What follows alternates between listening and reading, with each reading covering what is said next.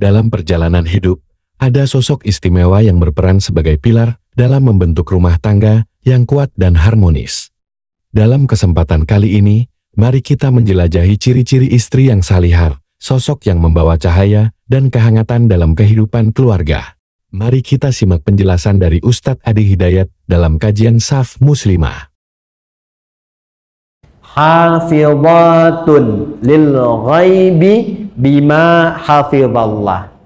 Istri yang salihah, dia mampu menutup, menjaga aib rumah tangga, khususnya suaminya, terutama ketika tidak sedang bersamanya. Karena Allah sudah tutupi. Kalau ingin jadi istri ibu yang salihah, cirinya 2. Ada berapa cirinya?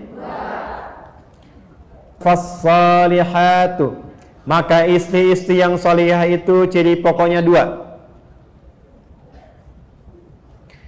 Qanitatun, ciri pertama qanitat, jamak dari kata qanita. Bahkan saking inginnya ada ibu yang memberi anaknya namanya qanita. Ada qanita. Oke. Apa artinya qanita? Ya, itu terjemahan kan ya. Baik, qanita itu sifatnya kunut, berarti doa kunut itu doa taat dia. Baik, qanitat artinya kepatuhan yang total, kepatuhan yang total kepada Allah, itu dasarnya. Kepatuhan yang total kepada Allah.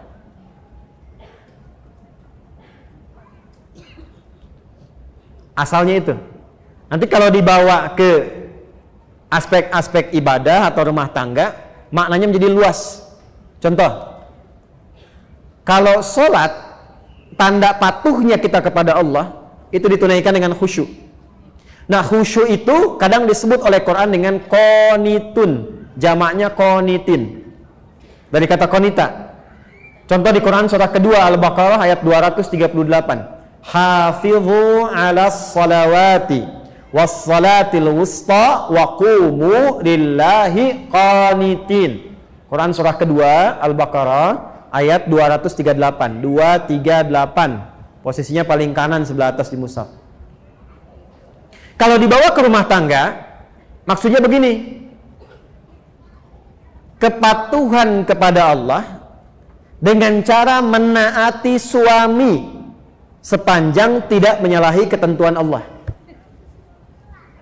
Saya ulang ya, ibu jangan senyum dulu tuh.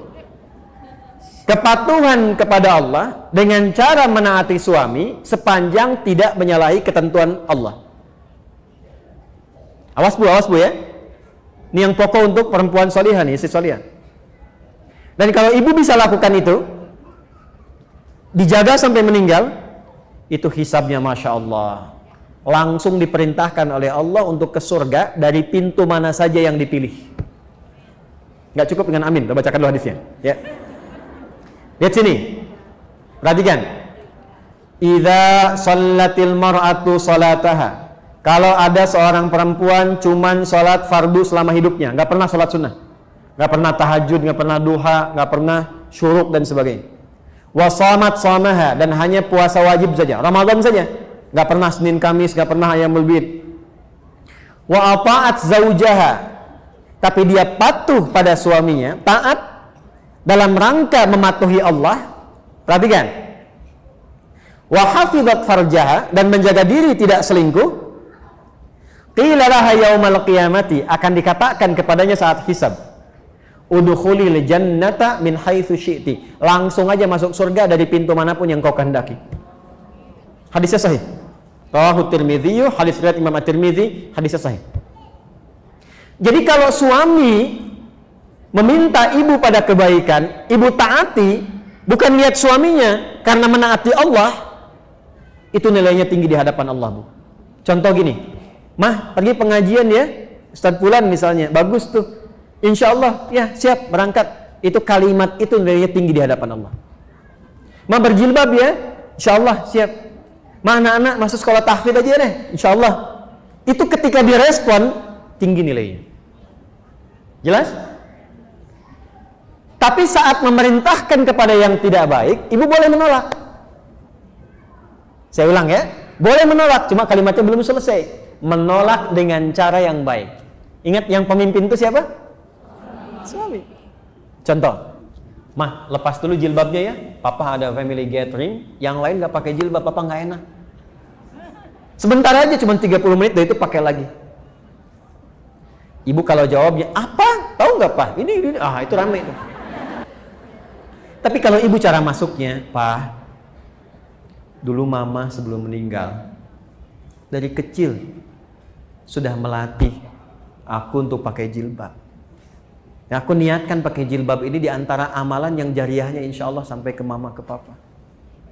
Kalau dilepas 30 menit dan di saat itu kemudian aku wafat, meninggal dalam keadaan tidak berjilbab, kira-kira bagaimana di hadapan Allah? Ah ya sudah deh, nggak apa-apa, pakai aja, mungkin jadi dakwah. Nah itu cara masuk yang enak, itu halus. Ya boleh menolak, tapi cari jalan yang terbaik, yang halus. Terus ya, Mas ini, mau tahajud dulu pak, udah temenin papa nonton dulu nih, ini babak kedua nih, rame nih.